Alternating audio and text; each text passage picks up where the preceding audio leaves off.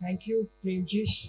Thank you, Bhavna, Dilpreet. Delighted to be part of this panel, uh, which is, as you can see, it's about decolonization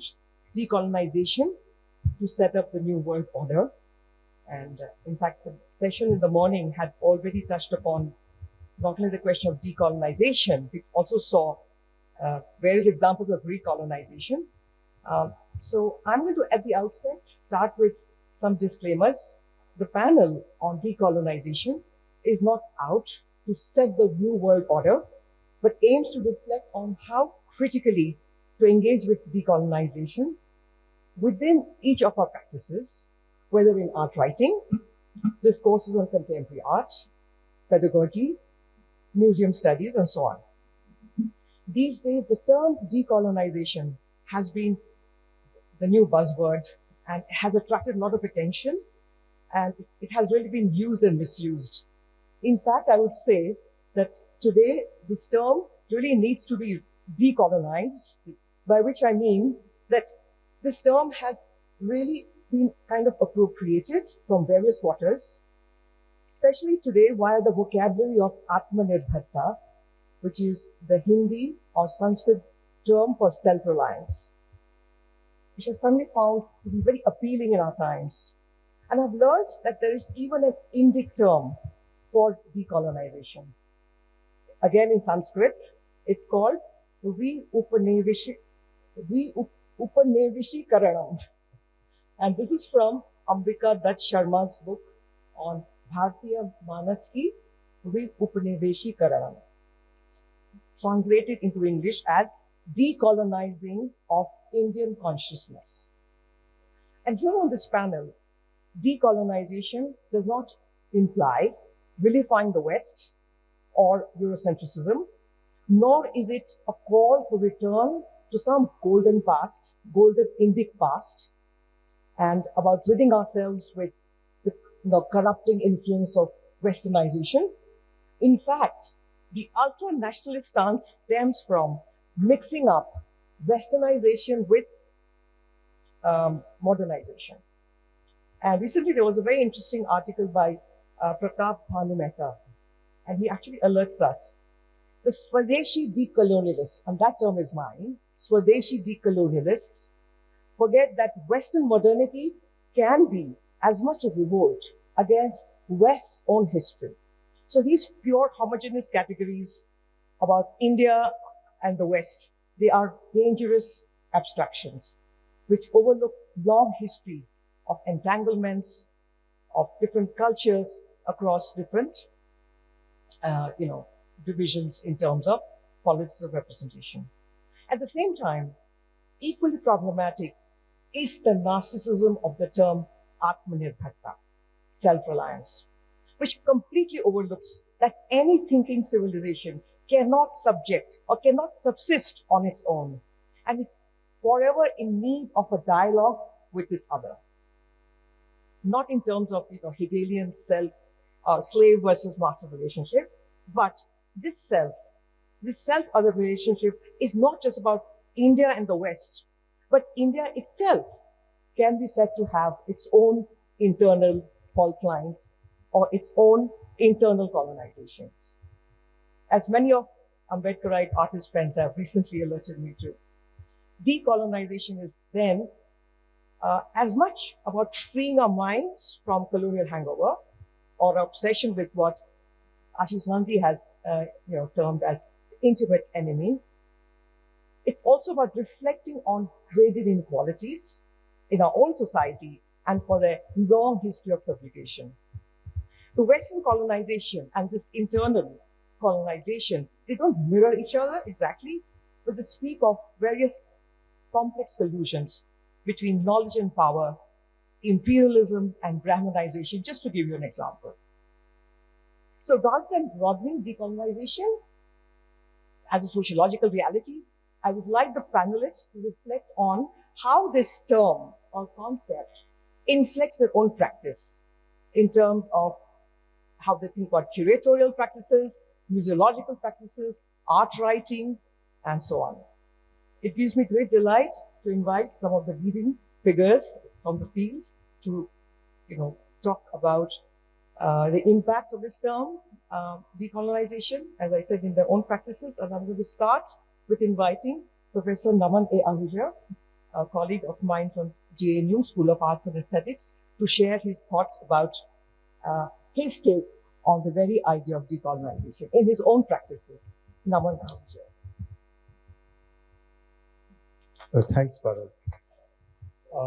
There's so much that you've just said, and you've put it very succinctly. I think the word decolonization has come to mean things that it was never intended to. The word is not new. A lot of the polemics that are ideally suited or which we would like to be able to espouse with regard to decolonization have been present in the minds of the Indian intelligentsia since the 1930s very vocally.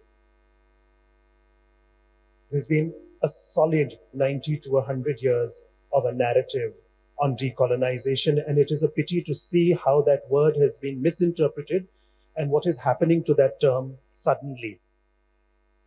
There seem to be few safeguards in the corrective that is necessary in the public perception that have waylaid this term and made it come to mean things that it was never intended. It was a far more capacious term to be able to interrogate the Indian mind, to be able to see what are the ills within our own society.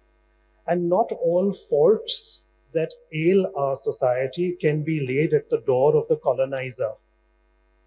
There are certain things we've got to own up to ourselves.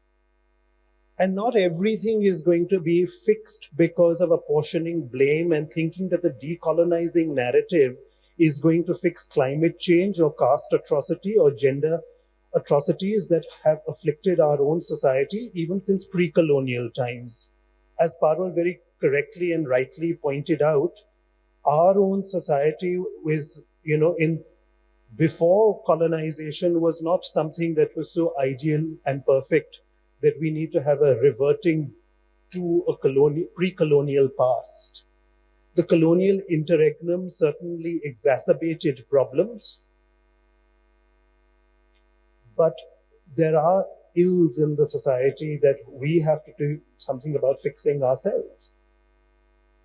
So it was with those things in mind and very much keeping in mind these narratives that as I said, had been there, very great intellectual giants since the 1930s had been trying to look at the Indian education system, the decolonization of the Indian mind, especially along the Gandhian lines of Nayi Taaleem that came up in the 1940s, which really planned to look right down to the grassroots of child education and how do you create a modern schooling for India to be able to have a decolonized mind was the burning imperative for the 1940s. Do we just forget about that entire discourse today and just consider it irrelevant and imagine that it never happened because we have suddenly woken up to a term today? The creation of a national museum and defining what was going to be the national project was very much informed by a post-colonial stance, and how much of that have we embodied? Are we going to continue to live up to those ideals and the great modern ideals? Why is there then that there is this cultural amnesia, and how come we seem to have sort of forgotten about it all? Is the combination of now suddenly putting it in a redress, is Swadeshi to be defined very differently from Atmanirbharta? And if we are doing that today, then as you're saying, what is the difference? Is the difference that today it is being all clubbed under a religious guise? Is the reclamation of the term happening in fascistic terms, as we say in English? Is the nationalism, hyper-nationalism of today markedly different from the hyper-nationalism that might have been there in the early 1940s Quit India movement? How is the hyper-nationalism that we are confronted with now, in the moment of now, making a difference to the kind of hyper-nationalism that might have existed then? I think it would pay for us as an intellectual community of artists, pedagogues, and thinkers to be able to do a little bit of historiography, to be able to look at the qualitative difference because otherwise everything just becomes an unpatriotic act on our part. But we need to be able to distill the difference between the two things to be able to see that not everything is the same. It's not a revisiting of the same polemics. There is a difference in the two iterations of what happened then and what's happening now. And in that difference lies something quite decisive and quite important for us as a civilization.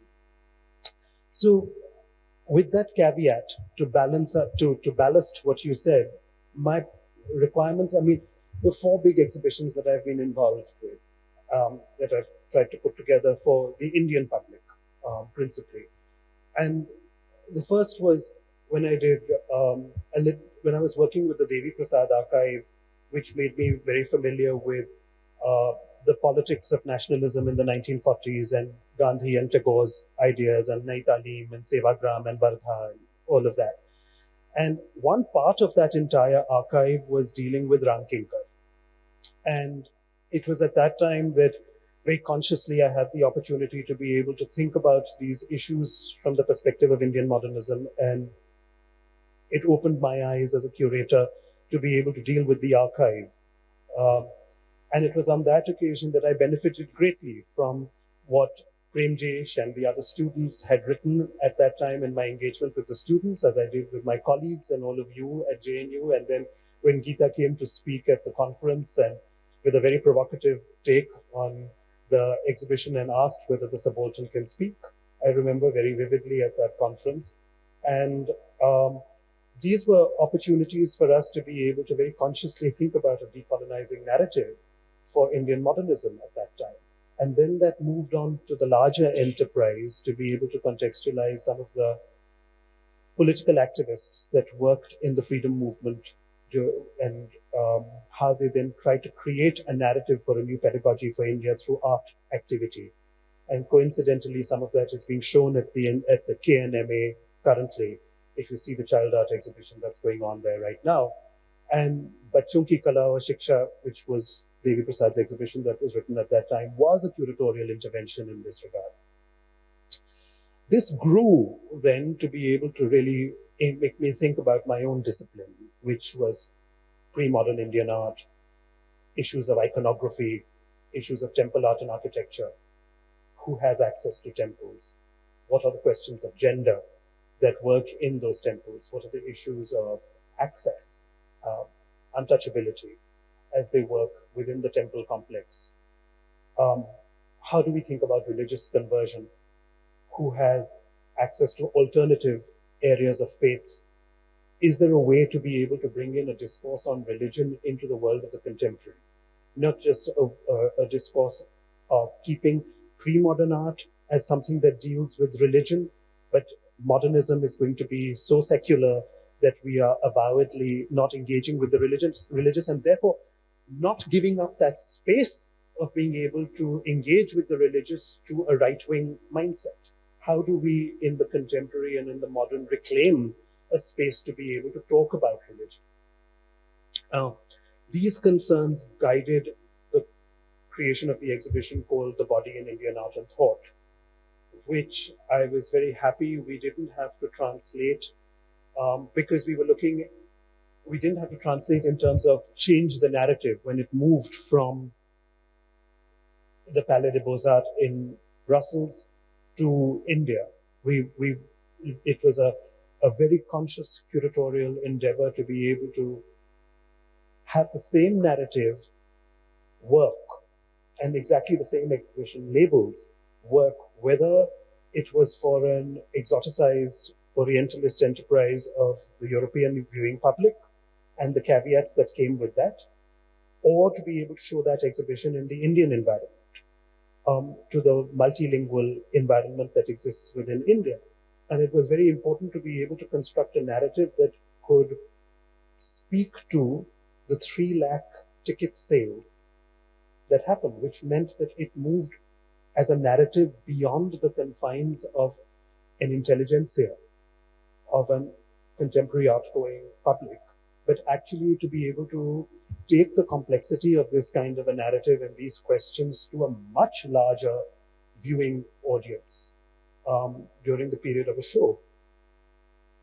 And having questioned the colonization and the atrocities and the discrimination that exist in the body politic of South Asia, I felt more equipped then to be able to take this problematic history and compare it with a globalized history, aware of the fact that I'm not comparing in the exhibition called India and the World, which was to be able to go with all humility into an exchange on representing India by not taking national pride to the international stage, but saying, this is us, warts and all, this is us, blemished as we are, and we are here to talk to you, blemished as you are, you know, and to be able to say that this is grounds for sharing. How do you take trusteeship, custodianship of sharing with the public and a discourse further, rather than making it about competitive nationalism on the international stage, you know, in exhibition making. So it was very much with that endeavor, and it wasn't easy, I have to tell you, curatorially, in any of those exhibitions, to be able to simplify the discourse to a point where the public and the commissioners of the exhibition felt it adequate to be able to raise questions rather than showcase the greatness of the modern artist or the greatness of your culture. How do you trump questioning over a question of the National Museum trying to bring out national pride? Like, the directive of the National Museum is always that the Indian public should go away with a sense of national pride after visiting their museum, not out of a sense of questioning themselves. And as a curator and as an academic, I feel that the best thing that you can do is, it doesn't diminish your national pride, but you can certainly have some degree of self-reflexivity. So that's been my attempt, at least in my work. I don't know if this addresses your questions. Yeah, absolutely.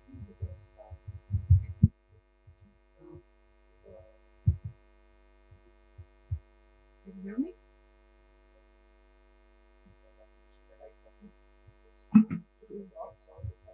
Yeah, thanks, Naman, for really focusing on your own curatorial strategy, and within which how you have really handled the question of decolonization in very concrete in very concrete terms of the nitty-gritty of curating, to really take it beyond this kind of a jingoistic nationalist kind of a framework.